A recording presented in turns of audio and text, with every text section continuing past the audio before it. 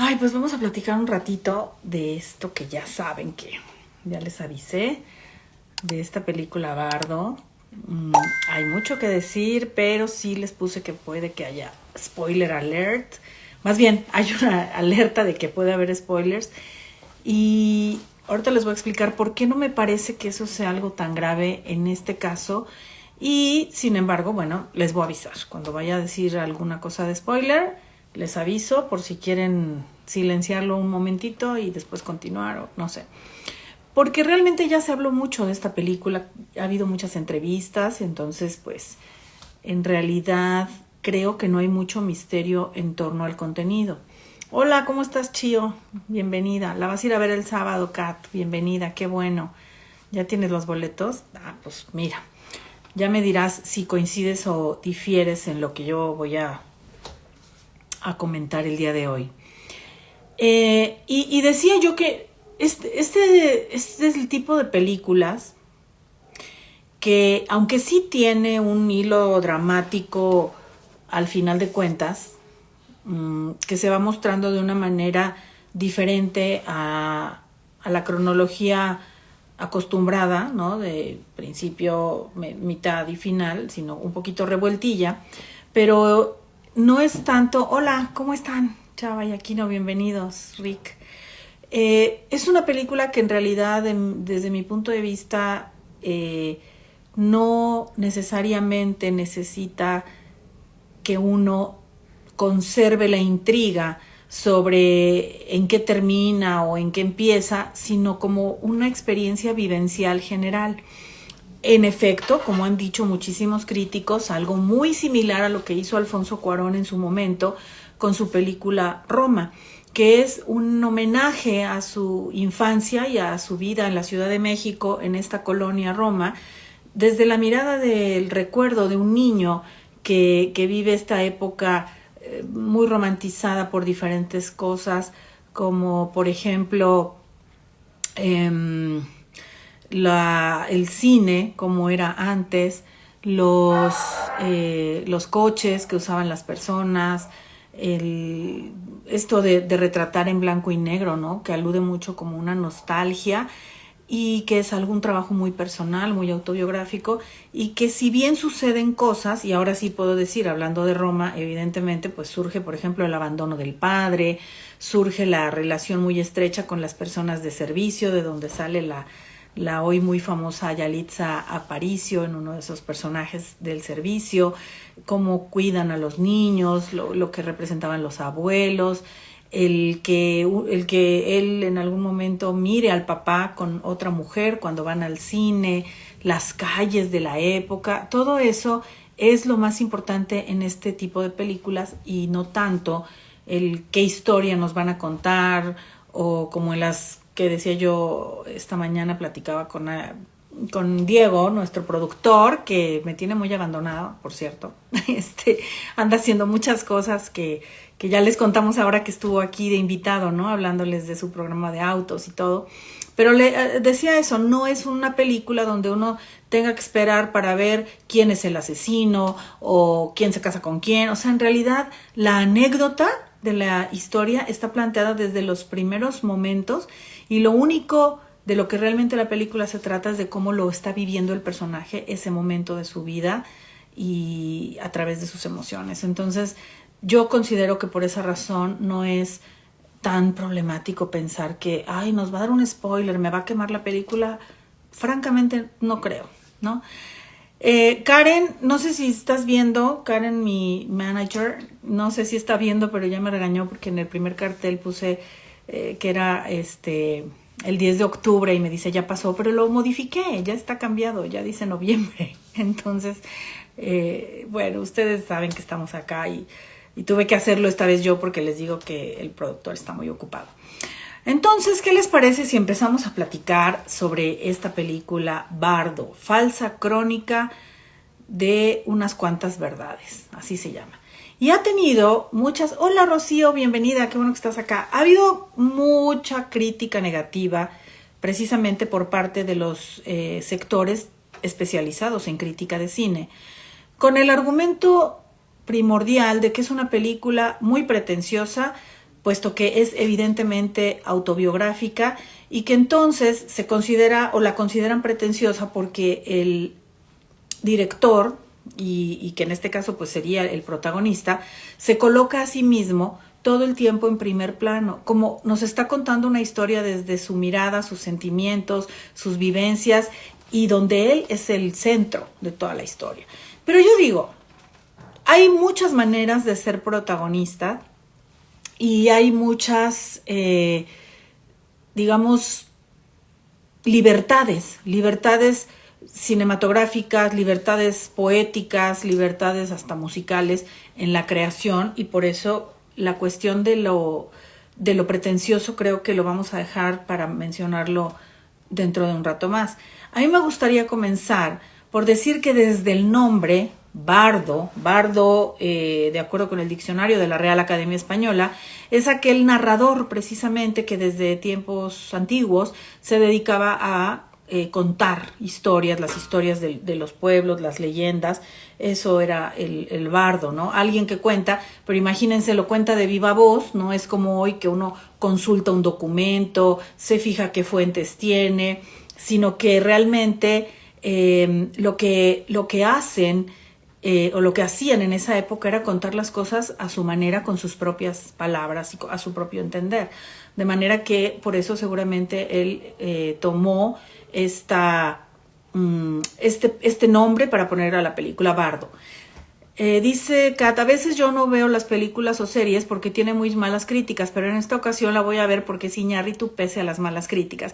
Creo que vale la pena tener tu propia opinión, y si tienes ya un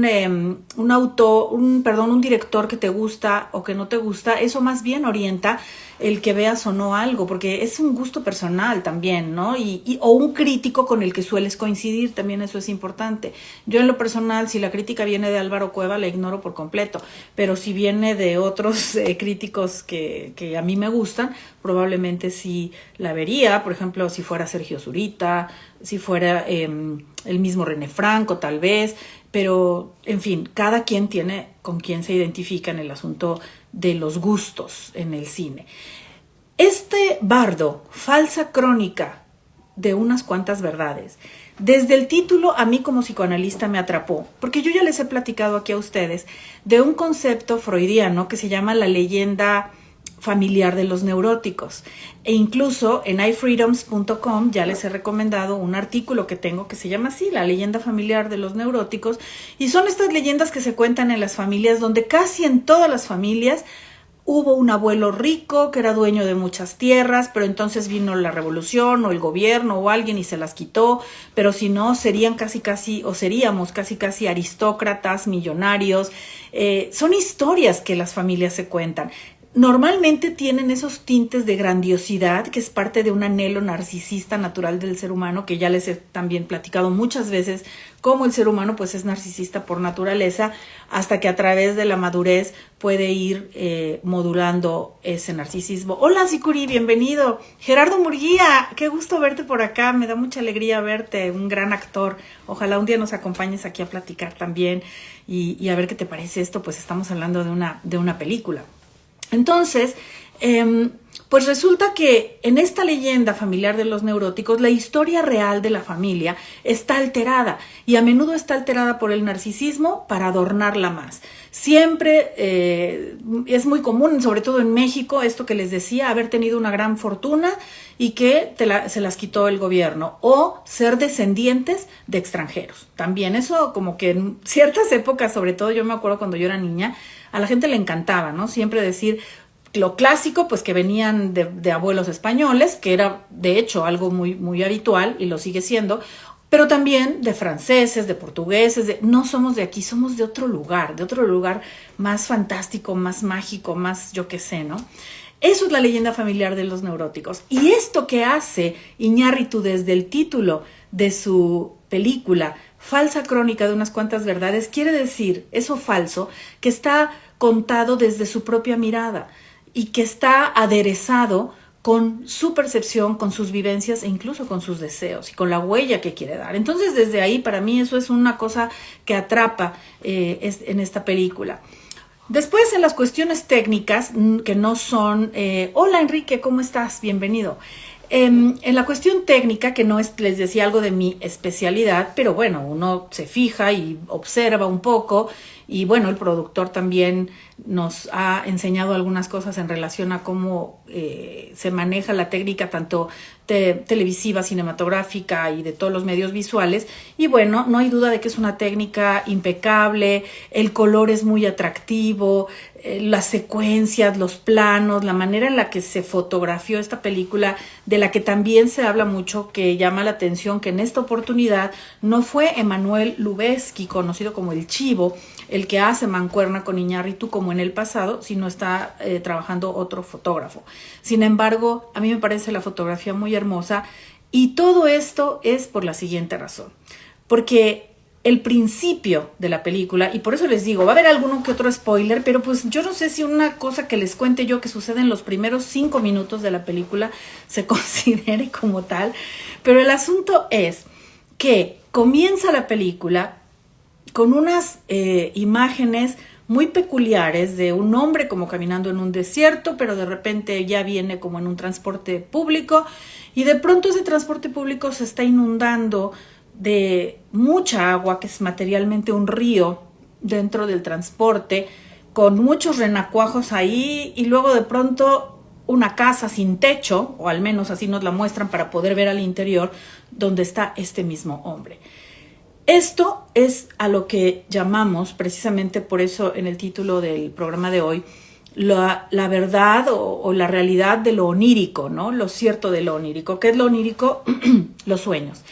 Imagínense para una psicoanalista como yo, lo que significa haber leído y escuchado y visto cuando vi la película, pues que tenía todo un tinte onírico, es decir, todo el tiempo estamos viendo las cosas a través de sueños o fantasías o ensoñaciones, siendo que los sueños pues son una de las materias primas de trabajo de nosotros los psicoanalistas, porque tal como lo dijo Freud, el sueño es la vía regia al inconsciente.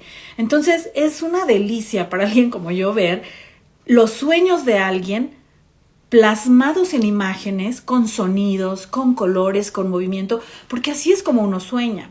A mí me llama la atención los pacientes que a menudo me dicen, es que tengo unos sueños muy raros, Melissa, porque soñé que estaba en mi casa, pero en realidad no era mi casa, más bien era la escuela, y tenía yo mi esposo, pero no era mi esposo, era Luis Miguel, o ese tipo de cosas, porque los sueños son así. Pero claro, un psicoanalista tiene un entrenamiento que le permite interpretar las imágenes que el paciente le revela a partir de la propia situación y personalidad de ese paciente concretamente. Por eso les he dicho muchas veces que los sueños no se interpretan con facilidad y no suelen interpretarse de manera general para todo el mundo, ¿no? Que soñé agua quiere decir esto, no, es que para cada quien representa algo distinto. Tanto es así que en el caso de Bardo, en los primeros minutos de esta película, hay una escena muy peculiar, un tanto perturbadora, de un bebé que nace y después, cuando ya el padre está ahí en el quirófano con la mamá, que es él mismo, ¿no? Este personaje principal, el bebé llora y los médicos dicen, el bebé dice que no se quiere quedar en este mundo, porque literal dice, porque este mundo está de la chingada y se quiere regresar. Así es que con la pena, señora, lo vamos a volver a meter. Entonces es impactante como le dicen lo opuesto a cuando vemos escenas de nacimientos, ¿no? De puje para que salga, no, ahora contraiga para que se meta, y le vuelven a devolver al bebé al útero. Eso es muy impactante y muy loco, pero muy fácil de entender que pudiera suceder en el sueño de alguien. Más adelante uno va a entender, y aquí, spoiler alert, pues uno va a entender que es un bebé que nació muerto. Pero en la negación, que es una de las características o fases del duelo, y que, como ya nos explicó también nuestra amiga tanatóloga Sandra López en su oportunidad, estas fases del duelo no es que sean lineales, no es que se superen primero una y luego la otra. Aparecen más o menos en cierto orden, pero pueden combinarse, ir y venir. Y parece que esta pareja que tiene al bebé tiene una negación por el gran dolor de haber tenido un bebé que nace muerto. Dice Kat, qué chido sería hacer eso. Este mundo está de la chingada, vámonos de regreso. Sí, muchos lo hemos pensado alguna vez, pero pues no se puede. Entonces, ellos lo que están haciendo es eso. Por eso les digo, lo que están haciendo, y poca gente lo ha mencionado, ese fenómeno en particular, es la negación de que el bebé murió, y prefieren armarse, sobre todo este protagonista, prefiere armarse una fantasía de que el bebé decidió regresar al útero y está muy contento ahí. Pero eso también en su momento nos dan ciertas pistas de que afecta la vida íntima de esta pareja, porque hay alguna escena, spoiler alert, donde ellos van a tener un encuentro sexual y de repente pues el bebé sale y les impide tener el encuentro. Entonces, obviamente, si uno lo ve desde con una mirada amateur o de simple espectador y no nota los simbolismos que seguramente se quieren mostrar allí, pues sería como pensar, qué chistoso, el bebé estorbó, ¿no? O un pequeño Edipo que no dejó que los papás se junten. Pero más bien uno pensaría que a ellos les quedó esta huella y esta herida, y que tal vez en algún sentido sí su vida íntima se ve afectada cuando tienen estos encuentros, porque en algunas oportunidades aparece el recuerdo del bebé que se gestó en ese mismo acto de amor, pero que no pudo vivir. Entonces es como un fantasma que nubla un poco la intimidad. Por eso es que cuando el hombre ya está dispuesto para tener la relación con la mujer, el bebé sale y ya no se puede hacer nada porque está ahí, ¿no? Entonces eso se me hace fascinante, ¿no? Cómo nos muestran esta dificultad para superar un duelo, que en escenas ya del final van a mostrar cómo sí logran en sus mentes dejarlo ir a este bebé que se llama Mateo, porque además tenían, fíjense nada más, para un psicoanalista es una delicia interpretar cómo la intimidad se ve afectada si además tienen las cenizas de este bebito en el buró de la mamá, ahí en la habitación. O sea, imagínense, es como tener al pequeño testigo ahí, pero además al testigo que no fue, que no lo hicimos bien, que algo muy complejo que él está mostrando a través de esa fantasía, ¿no? del bebé que se regresó. ¿Qué les parece hasta acá? Como que promete la historia, ¿no? O promete la película. Luego tenemos, por supuesto, que un montón de alusiones a la necesidad narcisista de aprobación del ser humano, y esa es parte de lo que le están criticando a Iñárritu quienes lo hacen, diciendo eso justamente, que es un pretencioso, que de repente se pone como víctima, porque le tienen envidia, porque se fue a los Estados Unidos. En este caso es un documentalista, no es un director de cine comercial, sino un documentalista el personaje, pero bueno, nos queda claro que es el mismo, y que va a recibir un gran premio. Va a recibir un premio muy importante en los Estados Unidos por una asociación importantísima de periodistas, algo así, pero también le hacen un homenaje en México porque ha ganado ese premio. Y cuando viene a México se reencuentra con un colega con el que empezó él en la televisión comercial.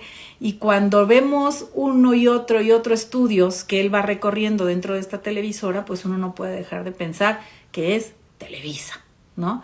Televisa, con todos sus programas de juegos y de payasos y de telenovelas y no sé cuántas cosas. Y entonces, pues él vuelve a enfrentar ese mundo del cual salió y que al propio Iñárritu algunas personas le han admirado y otras le han criticado, que él quiso dar ese paso y salir de la televisión mexicana para irse al cine a los Estados Unidos. Pero realmente creo yo que es inevitable, ¿no? Si uno quisiera, por ejemplo, no sé, estudiar arte en la forma más clásica y pura que se pudiera, más allá de tal vez ir a estudiar con un gran maestro como el maestro Víctor Gutiérrez, que nos acompañó la semana pasada, en algún momento quizá las personas dirían, yo me quiero ir a Florencia, ¿no? Por ejemplo, se me ocurre, porque es una cuna de arte inagotable, donde uno soñaría estar. Si uno quiere estudiar a lo mejor alguna cuestión tecnológica o desarrollarse en la tecnología, no sé, Alemania, los Países Bajos, no sé. Entonces, obviamente, un director ambicioso que quiere que sus películas las vea el mundo, sabe que el lugar donde eso puede ocurrir, pues es Hollywood, no va a ser aquí en México. Es difícil que suceda acá y por eso él pues emigró para allá y tiene todo el sentido del mundo. No me parece ni traición ni nada, ¿no?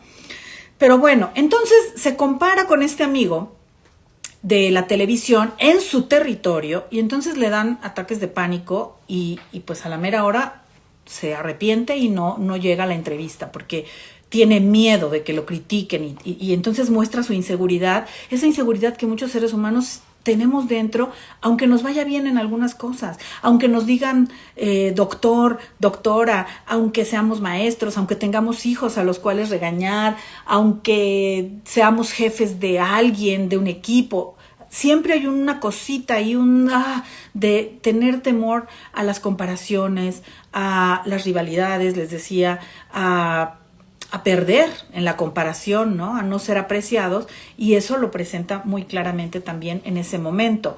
Y el deseo de complacer también, pues que les digo, es edípico. Edípico, ¿qué quiere decir? Pues que viene desde que uno, casi desde que uno nace, y comienza con el deseo de complacer ¿a quién? A los padres, que son las primeras figuras de afecto que uno tiene. Y hay una escena bellísima, a mí me hizo llorar, donde él tiene una conversación con su padre, donde suceden dos cosas fundamentales para mí en esa escena. La primera, que el padre lo refuerza y le dice que sí, que claro que lo ha hecho bien, que no se preocupe, que no se sienta tan observado y con tanta necesidad de reconocimiento, que está bien, que lo que ha hecho está bien, que no hay ningún problema. Pero entonces la escena es muy chistosa porque él se hace todo chiquito, tal como se siente uno frente a unos papás imponentes, tenga uno la edad que tenga, uno se hace como pequeñito, ¿no? Y ahí lo ilustra tal cual. Y otra cosa interesantísima que a mí me impactó que le dice el padre es que, bueno, pero además esto es importante por lo siguiente, porque el colega que se quedó en la televisora le dice, yo no sé por qué tú te sientes tan triunfador y te van a dar ese premio y te sientes tan orgulloso de ese premio, si el documental que hiciste es una revoltura de cosas, no tiene pies ni cabeza, no tiene orden, es pretencioso, es mamón, o sea, le está diciendo lo que sabe que van a decir de esta película. Y acuérdate que el periodismo debe ser ortodoxo, debe ser riguroso y debe ser cronológico. Y tú no respetaste nada de eso, es una basura tu trabajito, yo no sé por qué te van a premiar.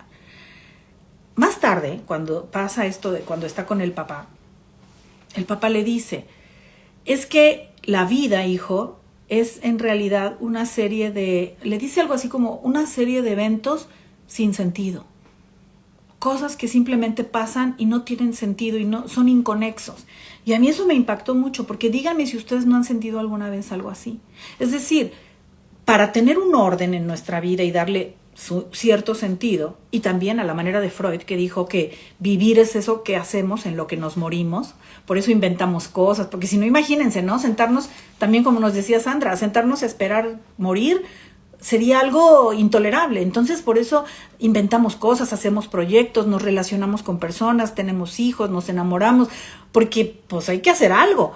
Pero ¿no les ha pasado alguna vez que de pronto sí, uno como que dice, y bueno, ¿y todo esto para qué, no? Si al final nos vamos a ir. O ¿y todo esto para qué si no duró? O ¿y todo esto para qué si a nadie le importa?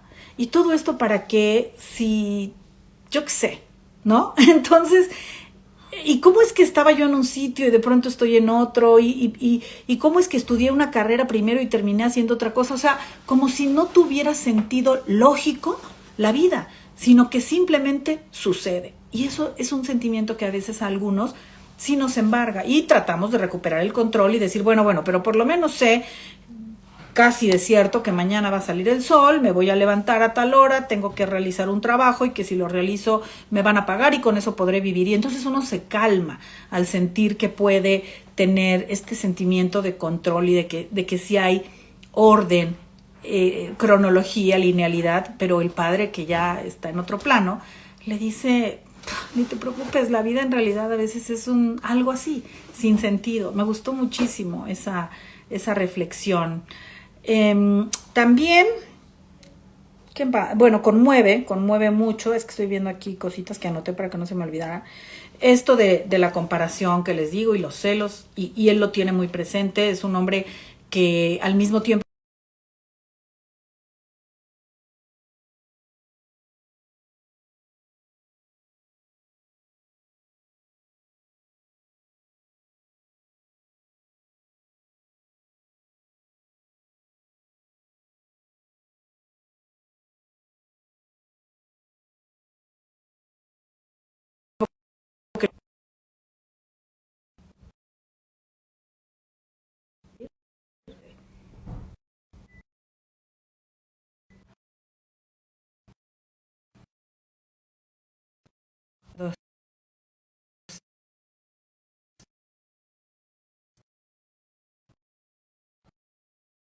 Bueno, creo que ya, ¿verdad?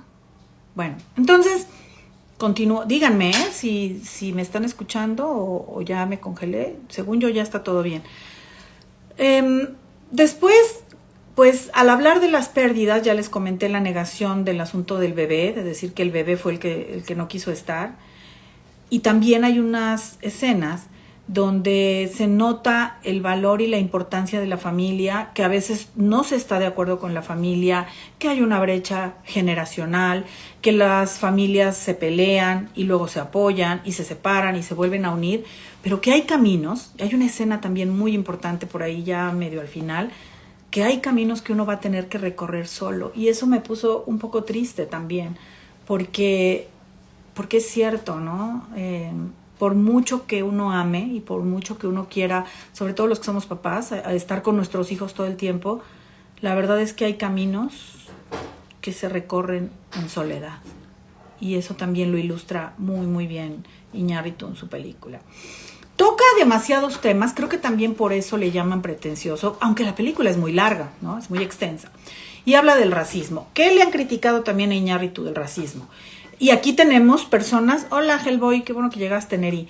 Tenemos personas como Kat, tenemos a Chava y Aquino, que son migrantes, exitosos, trabajadores, que están muy bien, pero que a lo mejor nos pueden aportar algo en cuanto a esto, porque dicen que toca el racismo desde el privilegio, ¿no? Como que critica el racismo de los Estados Unidos específicamente hacia los mexicanos, desde el privilegio de alguien que se fue pues ya como un triunfador en México y que la ha armado en grande en los Estados Unidos, que se va con una visa y llega en avión allá. Pero que cuando ya va a pasar las filas de migración, al querer puntualizar su estatus de ciudadano americano, lo maltrata el agente de migración que tiene aspecto latino, que eso también es muy común, y él se ofende mucho y dice, este es mi país, yo tengo 20 años viviendo aquí pagando impuestos, y en México también como que lo malmiran, que, o sea, no es lo suficientemente mexicano ni lo suficientemente norteamericano, y que eso es doloroso y se siente muy feo. Entonces la gente dice, pero él desde el privilegio, él está bien, malo los que se cruzan por el río, los que se cruzan por el desierto. Pues sí, pero es que cada quien tiene que hablar de lo suyo, ¿no? Es como si una madre, por ejemplo, divorciada, que tiene que trabajar como secretaria y mantener a sus hijos y dormir muy poco, la van a menospreciar y dicen, no, pero es que las de la sierra, esas peor. Pues sí, o sea, siempre habrá algo peor, pero esto es una vivencia real para muchas personas. Además, él, en la parte donde se supone que está filmando el documental por el cual lo premian, sí hace unas escenas donde se ven estas caravanas de personas caminando en el desierto, con bebés, con sed, con un calorón, ya no lleva, o sea, es una cosa de veras que dolorosa, duele muchísimo pensar en cómo la gente se tiene que mover y que pasa en todo el mundo. Nosotros lo que tenemos más cercano pues es esto, nuestro país hacia los Estados Unidos y los de Sudamérica para acá como puente a los Estados Unidos, pero pasa en todos lados, ¿no? Pasa en Europa, pasa con los turcos, con los países africanos, los países en guerra. Entonces es una cosa muy triste y sí la retrata y la manifiesta y la pone ahí y le dice, oiga, ¿ustedes cuántos días llevan aquí caminando? Y la gente les contesta y de verdad que sí logran conmover esas escenas, sí les da su espacio a estas personas y luego habla de su experiencia personal, que es lo más honesto que uno puede hacer. Dice Kat, yep, no eres ni de aquí ni de allá, ya nos lo dijo la India María. Sí, qué difícil, es difícil, ¿verdad? Y bueno, yo no creo que esté mal cuando él habla de la manera en la que él vive esta sensación de no ser de aquí ni de allá, sin de ninguna manera subestimar la experiencia de los migrantes más humildes y en condiciones mucho más adversas, porque eso aparece, ¿no? En el supuesto documental por el que lo van a premiar. Chava, sí, por supuesto, eso existe. Los pochos son los que discriminan más, muy irónico. Claro, porque eso también, fíjate que, Chava, me gusta mucho que lo comentes porque tiene que ver, sí parecería irónico, pero tiene que ver justo con eso, con el dolor, justo con el dolor de haber vivido cierta segregación y cierto desprecio y entonces ahora defender su lugar con uñas, dientes y garras, ¿no? Y si se le da como a cualquier persona que haya sufrido discriminación o algún tipo de desprecio, si se le dan 2 gotas de poder, pues las va a explotar al máximo para calmar el dolor. del desprecio que se vivió en algún momento, ¿no? Por eso lo hacen, o la gente que niega su verdadero origen, ¿no? Por ejemplo, esos mexicanos que dicen que no son mexicanos, que son de otro país, yo no entiendo por qué, o sea, bueno, no, también sí lo entiendo por lo mismo que acabo de decir, ¿no? Para evitar el estigma, pero pues el estigma a veces también un poquito se lo pone uno, ¿no? Es una combinación de muchas cosas, es un fenómeno bastante complicado. También pues hay una crítica a nuestro país, hay una escena, spoiler alert, hay una escena donde de repente hay una mujer que cae al suelo como si estuviera muerta, pero en realidad no está muerta, puede hablar, pero le dice a él, cuando él la mira en el centro de la ciudad, le dice, no me puedes ayudar, entonces y después se ven muchas que van cayendo, y pues está representando los feminicidios, las mujeres desaparecidas, las muertas de Juárez, y está diciendo esto está pasando, ¿no? En este bello país, cuando él va caminando en una madrugada por el centro donde están estos edificios bellísimos coloniales, en un país al que retrata muy hermoso. Y también me choca que hubo quien dijo, sí, es como una fotografía turística, de qué bonito. No, es que esta es una ciudad bellísima, porque es la Ciudad de México la que aparece, y también pone dentro de esa bellísima ciudad el horror del crimen y de la impunidad y de este particular asunto de la violencia imparable contra las mujeres. Yo no creo que eso esté mal. Lo hace, les digo, desde este punto de vista muy personal, y ¿por qué no? ¿No? Y luego dice, está criticando a un país donde ya no vive. Bueno, no vive desde hace 20 años, pero si tiene 50, vivió 30. Entonces, si se trata de números, tiene 30 años de derecho a opinar, y uno puede opinar de lo que uno quiera. A mí me choca eso. Si no eres de aquí, no opines, opinas si te has documentado, si has leído, si ves el fenómeno, puedes opinar. Y él está opinando de una realidad atroz, que sí es así, no podemos negarlo, ¿no? Entonces, Karen, ¿quieres entrar? ¿En serio? ¿O nada más le pusiste sin querer? Porque si quieres entrar te meto, ¿eh? Entonces, en esa parte de la crítica al país yo creo que está bien. ¿Qué cosillas no me gustaron mucho? Porque tampoco voy a decir que todo me gustó. ¿Y por qué entiendo lo de lo pretencioso? Bueno, pues porque el protagonista aparece desde la primera escena hasta la última. No hay una escena en la que no salga. Todo el peso de la historia recae sobre él. ¿Por qué? Porque este señor Iñárritu nos quiso contar su historia, y eso es pretencioso, es narcisista, sí, pero existe la pretensión y el narcisismo, y lo digo con todo respeto, pero solo la diferencia sería un narcisista o un pretencioso con talento, con disciplina, con un trabajo muy arduo detrás, o un narcisista pretencioso como, y les digo con todo respeto, y además sé que él lo toma un poco a chiste, un Roberto Palazuelos, por ejemplo, ¿no? O sea, es muy distinto ese tipo de pretensión, que él hasta hace sus comerciales, ¿no? De mi rey, yo soy acá y todo. Entonces es distinto ese tipo de pretensión que la pretensión de alguien que tiene algo, mucho que decirnos. Jorge pensaba que la grabó en Europa, y yo le dije, no, es la Ciudad de México, en el Zócalo, según yo, claro. Creo que también en el castillo de Chapultepec. En el castillo de Chapultepec, que es uno de los lugares favoritos de toda mi vida, yo lo adoro, he ido muchas veces. Chava y aquí nos recordarán, también llegamos a ir juntos. A cualquiera que venga de turista a la Ciudad de México, solemos llevarlos a ese lugar porque es precioso y la vista desde ahí es divina, y hay un momento en el que hay unas conversaciones ficticias que él tiene con ciertos personajes de la historia en esas salitas. Yo ubico perfecto una sala que nos decía, esta era la sala de fumar de Maximiliano y esta era la sala de conversación de Carlota, y en unas de esas salitas hay escenas filmadas. Está un poco chocante, ahí sí, sale un como pequeño ejército vestido de blanco, pero les digo, es como los sueños, así, uno sueña un poco ridículo, o sea, es así, es totalmente dentro de un mundo mental, como les he dicho acá, el universo interno, el escenario mental de cada persona que él nos deja ver, y a mí me cautiva tremendamente. Hay una escena donde él tiene un diálogo con Hernán Cortés, esa sí no me gustó, siento que sobra. La sentí yo, les digo desde mi ignorancia en cuestión cinematográfica, siento que es una escena que sobra y que la siento un tanto forzada, no me gustó. Luego la resuelven bien porque resulta que es una escena dentro de dentro de una filmación, entonces como que rompen el hielo, pero en general no me gusta mucho esa escena de Hernán Cortés, es de las que no me encantan. Por último, pues si entonces estamos viendo al protagonista todo el tiempo y el protagonista es el mismo director, interpretado por un gran actor como Daniel Jiménez Cacho, este es el momento de decirles que solo por ver a Daniel Jiménez Cacho en la que yo considero la mejor actuación de su vida, y miren que siempre ha sido un pedazo de actor, vale la pena. De verdad es impresionante cómo el actor desaparece por completo y se diluye totalmente en el personaje.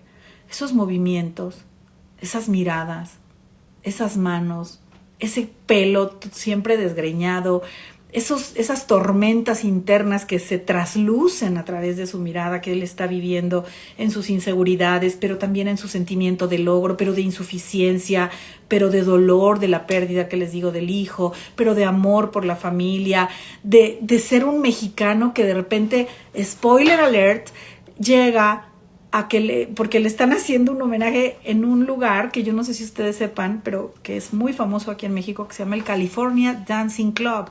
De hecho, tú, Karen, estuviste no hace mucho por ahí, según recuerdo, como invitada especial en un evento. Es un lugar muy popular, muy grande, donde la gente baila. Y él llega ahí y como cualquier mexicano que empieza a oír música así como de la Sonora Santanera, o yo no sé, empieza a bailar como un verdadero desquiciado, sacando, pues quién sabe qué tantas cosas que trae adentro en ese baile desenfrenado y como rescatando, ¿no? Esta raíz mexicana de que somos tan fiesteros y tan locos a veces. Muy interesante. Yo les diré, en lo personal, lloré como 5 veces a lo largo de la película en distintas escenas, como las que ya les he comentado, la del padre que le dice que la vida es un sinsentido, pero que está orgulloso de él y él se hace chiquito, en la aceptación final. Hola Tuti, llegaste ya al final, no podías entrar, ¿verdad? En la aceptación final de que el bebé en realidad murió, pero Daniel Jiménez Cacho de verdad yo les he hablado muchas veces aquí del impacto estético, ¿no? Y lo hablamos con el maestro Gutiérrez también la semana pasada, lo que se siente cuando uno ve a una obra como las que él realiza, una de estas hermosísimas mujeres que él hace en bronce, o cuando uno ve desde luego un cuadro de un pintor que nos conmueve, cuando uno ve un Guernica de Picasso, cuando uno ve, yo qué sé, algo, si les gusta, a mí sí, un cuadro de Van Gogh, ese impacto estético que nos deja sin aliento y que uno dice, he vivido una experiencia emocional muy profunda.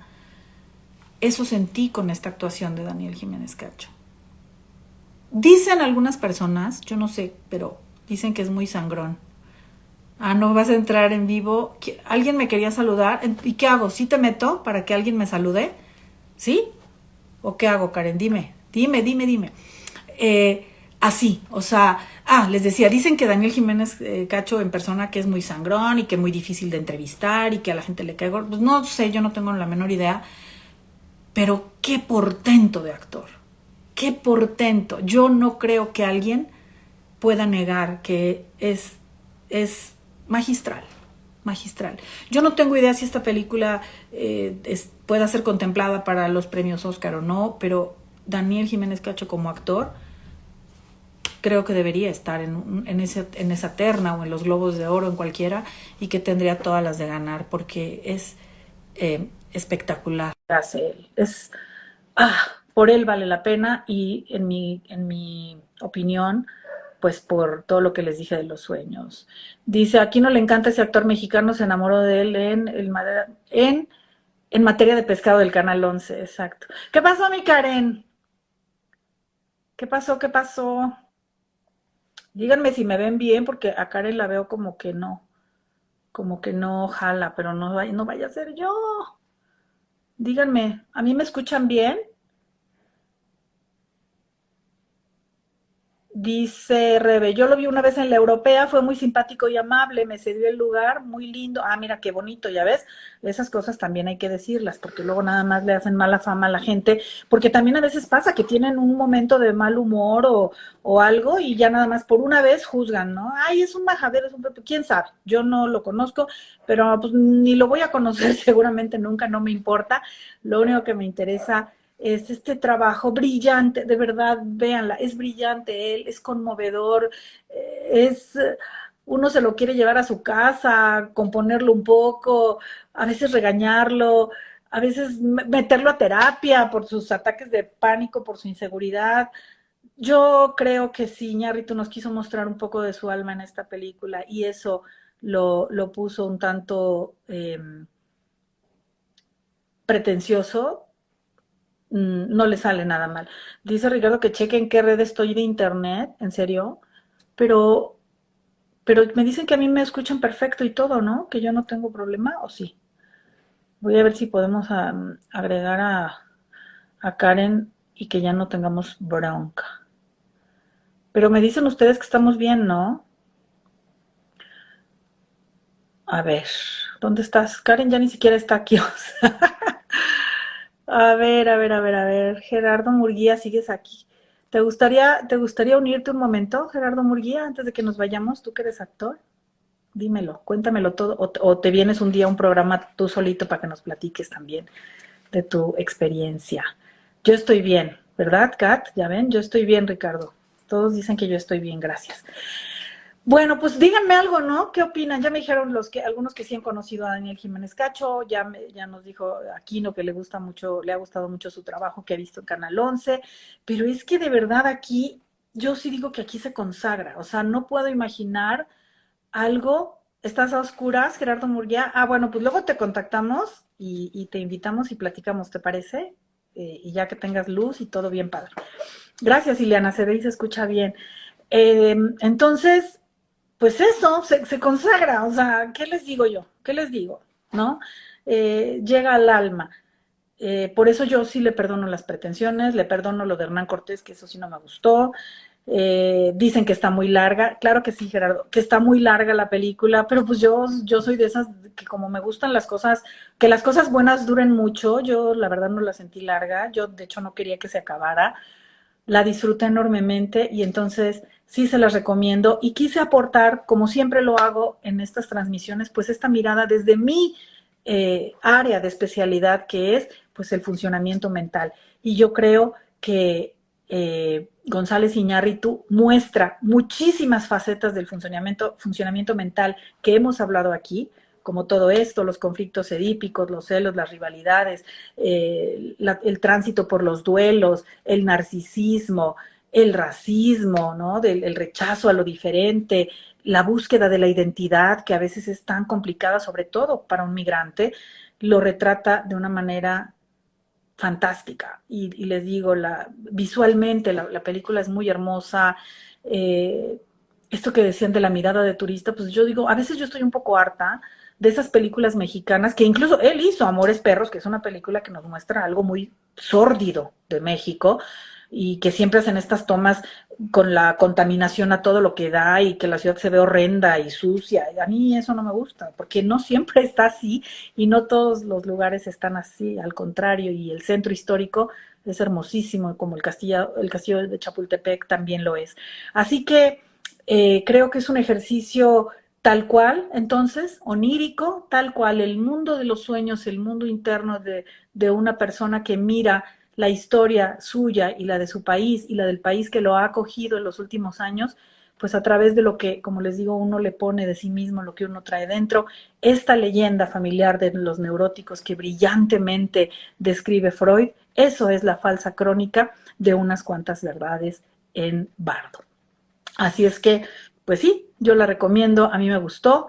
A ver ustedes qué opinan cuando la vean. ¿Alguien de ustedes ya la vio o no la han visto? Porque resulta que esta película, qué curioso, es una producción de Netflix, pero que se estrenó primero en cines. Y en el mes de diciembre, tengo entendido, no sé el día exacto, pero por ahí a mediados de diciembre, ya se va a estrenar en la plataforma Netflix.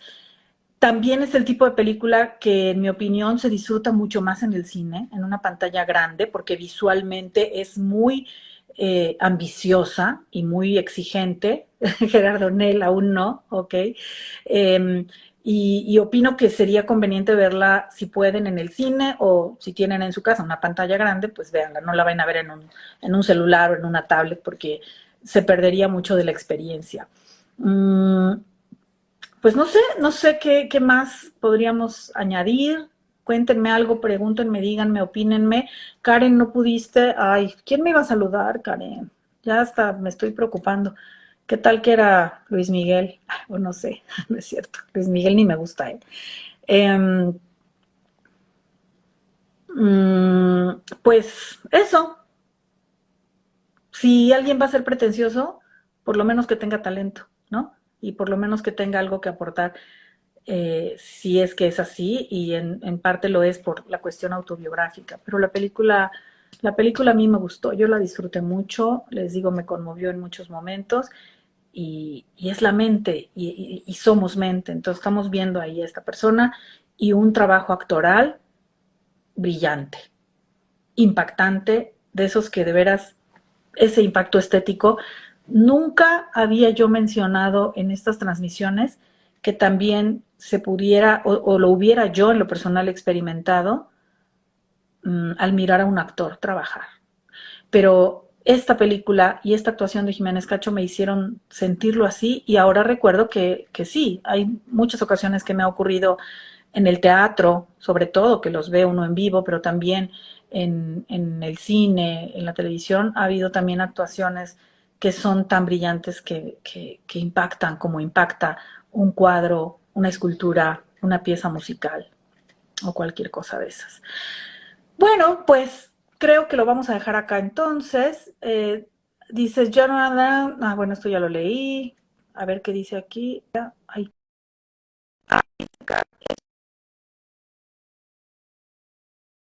privilegios nadie se los dio. Él ha trabajado por ello. Privilegios que allá nadie le dio. Es difícil que él tenga ese prestigio allá, desgraciadamente. Sí, es mucho trabajo. Chava, y aquí no, todavía no, pero la tienen en su lista, la tienen que ver. Lilia, la tienes que ver. Sí, ¿no? O sea, les digo, no porque, o sea, la lucha de los migrantes que van en condiciones de extrema pobreza es muy grave y es muy dolorosa, pero eso es una cosa y no tiene nada que ver con un señor que hizo una carrera en televisión en México y se fue a picar piedra a Estados Unidos y ha hecho un gran trabajo. Eso no lo demerita, pues, o sea, miren, es como esta discusión que creo que ya la hemos hablado acá también, que me enerva, cuando algún gobernante, el que sea, no me interesa que es el partido ni nada, simplemente alguien hace algo cultural. Alguien dice, vamos a hacer tal cosa, o vamos a traer tal exposición, o vamos a hacer algún evento para la cultura. Y luego empiezan a decir, no, mejor deberían de ver las calles llenas de baches, o porque la inseguridad en lugar de andar poniendo la cultura, pues porque son áreas diferentes, porque en los gobiernos hay áreas que se encargan de la seguridad, hay áreas que se deben de encargar de la pavimentación y de las calles en sí, y hay áreas que se deben encargar de la cultura. Cada quien tiene su área, y si cada quien hace su trabajo bien, todo funcionaría bien, pero no le puedes reclamar al cirujano lo del anestesista, por ejemplo, o al maestro no le puedes reclamar lo de la tienda. O sea, cada quien tiene su área y su lugar. Y si este señor tuvo la fortuna de poder irse a Hollywood ya con una experiencia televisiva en México, y yo no sé si se fue con mucho dinero, con poco dinero, si conocía gente, ya no tengo la menor idea, pero como bien dice Kat, él ha trabajado por ello, porque ha habido muchos que se han ido a Estados Unidos y no la han armado. Acuérdense, ahí también, claro que debe de haber dinero de por medio cuando son actrices, actores, yo no lo sé, pero no todos los que van la hacen, y él lo ha hecho, y lo ha hecho muy, muy bien. Ha dirigido a Leonardo DiCaprio, como sabemos, ha dirigido a Michael Keaton en Birdman, una peliculón también. Entonces, realmente estamos hablando de gente que hace su trabajo bien. ¿Y por qué se fue a hacerlo a Estados Unidos? No por malinchista ni nada, sino porque ese es el lugar donde sabía que su cine podía llegar a muchos más lugares del mundo que si se quedaba acá. Eso debe haber sido la razón. Entonces, súper recomendada, vayan a verla. Yo, como siempre, les agradezco su atención y su tiempo, y los veo la próxima semana. Recuerden, si quieren compartir ciencia, conocimiento y cultura, inviten a sus amigos a ver este canal. Hasta pronto.